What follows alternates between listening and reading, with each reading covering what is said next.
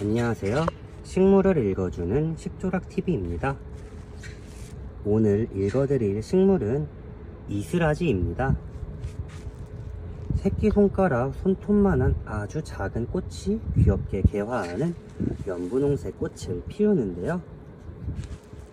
이스라지는 우리나라 고유나무로 전국 각지에 분포되어 자라는 나무입니다. 긴 타원형의 잎이 자라며 꽃은 잎보다 먼저 피거나 함께 피우는 편이에요. 아름다운 모습을 보여주는 식물 중 하나입니다. 이스라지에는 열매도 열리는데요. 열리는 열매는 떫으면서 신맛이 난다고 해요. 크기는 1.2cm 정도 되고 먹을 수 있다고 합니다. 바로 먹기보다는 잼으로 만들거나 설탕에 재워서 과일청을 만들어서 먹는다고 해요.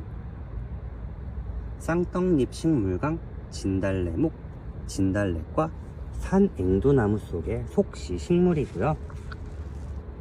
원산지는 우리나라와 만주지방입니다.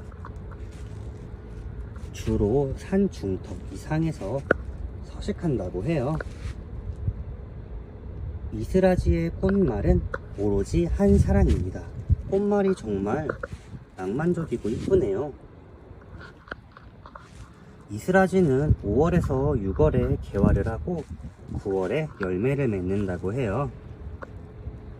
아직 6월이 되지 않았는데 날씨가 요즘에 따뜻해서인지 일찍 개화를 했습니다. 산앵두나무, 천금 등 산이스랏나무라고도 불린다고 해요. 이스라지는 물을 좋아하는 식물이에요. 봄, 가을에는 하루에서 이틀에 한 번, 겨울에는 3일에서 5일에 한 번, 물이 금방 마르는 여름에는 하루에 한 번 주시는 것이 좋아요. 말씀드린 물 주는 주기는 일반적인 물 주는 주기이고요. 키우시는 환경과 날씨, 통풍 환경에 따라서 물 주기를 달리 해주시면 됩니다. 식집사님들마다 키우시는 환경이나 집에서 통풍해주는 정도가 다르기 때문에 일반적인 걸 참고하셔가지고 각자 키우시는 생육 환경에 맞춰서 물을 주시는 게 좋을 것 같아요. 가장 쉬운 방법은 겉흙이 마르면 물을 흠뻑 주시면 되는 거예요. 물마름 확인이 힘드시다면 손가락 혹은 마른 나무로 흙을 찔러 보세요. 흙이 묻어나오지 않으면 그때 물을 주시면 됩니다. 물을 좋아하지만 과습에는 취약하기 때문에 물을 주고 난 뒤에는 물 빠짐과 통풍에 신경을 써주셔야 돼요. 이스라지는 빛을 좋아하는 식물이에요. 양지, 반양지, 실내 어디서든 잘 자랍니다. 실내에서 키우실 경우에는 일주일에 한 번 정도는 일광욕을 시켜주시는 게 좋아요. 반양지에서도 잘 자라지만 하루 중 적당한 빛을 쏘여주시는 것이 좋습니다.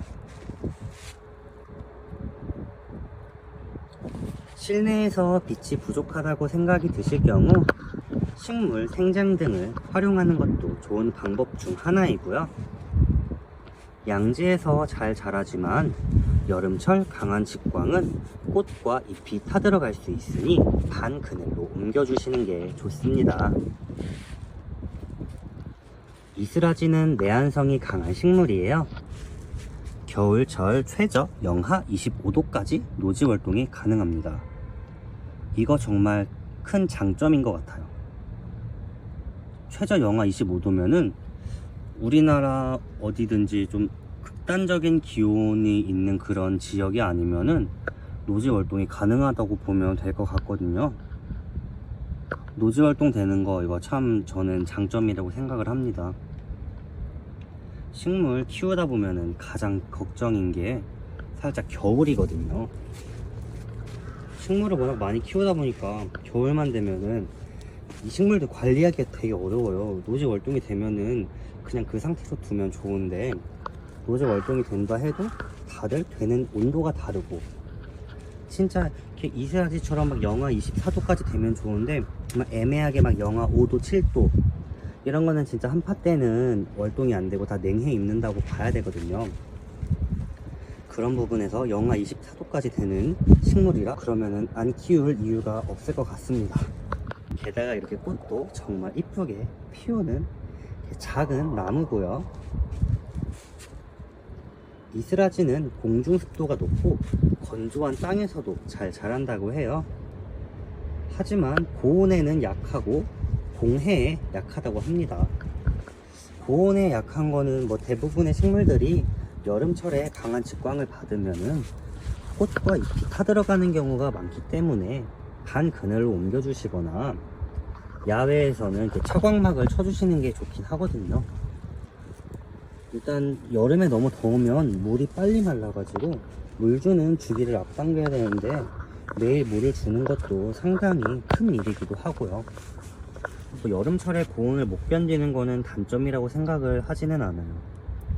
뭐 요즘 우리나라도 여름에는 진짜 엄청 더운 폭염이 지속되긴 하지만 그래도 그럴 더울 때 물을 좀 주고 차광막 정도 쳐주면은 괜찮긴 하거든요. 그 정도로 못 버티는 식물까지는 아직은 없는 것 같아요. 근데 진짜 가장 큰 장점, 노지 월동. 그거는 진짜 칭찬하는 부분이고요.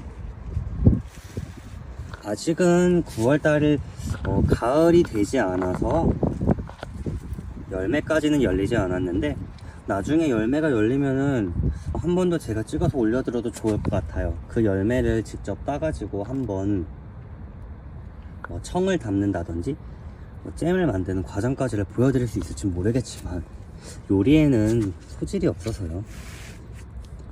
꽃이 정말 이렇게 길고 이쁘게 자라는 것 같아요. 이 정도로 이쁘고 노지 활동이 되는 거면은 화분에만 심어두기에는 조금 아쉬울 것 같고, 정원이 있으신 분들은 정원수로 심어도 되게 이쁠 것 같아요. 화려하고 이쁘잖아요. 요즘 이런 식물 같은 거에 관심이 있다 보니 뭐 기사나 인테리어 플랜테리어를 한번 찾아보면 이런 정원수로 담벼락을 만드는 집도 많더라고요. 담이 좀 약간 예쁘지 않은 모습이 있는데 이런 정원수로 담을 만들어도 좋을 것 같아요. 저도 나중에는 전원주택에 가서 살고 싶은데 그 정원주택에다가 노지 월동이 되는 식물들 많이 골라가지고 담벼락도 정원수로 심고 정원도 이쁘게 한번 꾸며보고 싶어요. 겨울에는 조금 앙상한 가지만 남아서 조금 안 이쁠 수도 있지만 그 나머지 계절에는 꽃 피우면 되게 이쁠 것 같아요. 그럼 집을 나설 때마다 좀 행복한 기분이 들지 않을까 싶네요.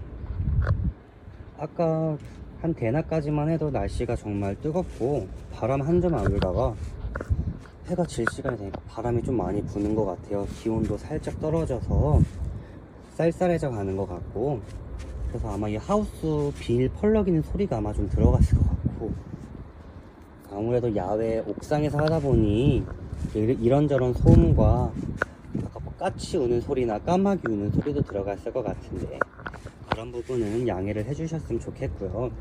이 옥상에 이 많은 식물들을 제가 조만간 하나씩 다 읽어드리려고 합니다. 꽃이 많이 폈죠. 보면은 이미 읽어드린 식물도 있고 아직 읽어드리지 못한 식물도 있고, 이런 꽃이 피는 야생화 다음에는 꽃이 피지 않는 야생초들도 한번 제가 다 싹 읽어드리려고 하거든요. 너무 꽃이 피는 식물들만 읽어드렸더니 좀 차별하는 것 같아서 겨울이 되면은 실내에 있는 실내 관엽 식물들도 읽어드리고, 앞으로 읽어드릴 식물도 많고 반려앵무새 무디와 앵두의 일상과 말하는 영상들도 많이 올라갈 거거든요. 그러니까 구독과 좋아요 꼭 하신 다음에 영상 잘 보시면 좋을 것 같습니다. 오늘 이스라지는 여기까지 읽어드리도록 할게요. 다음에 또 만나요.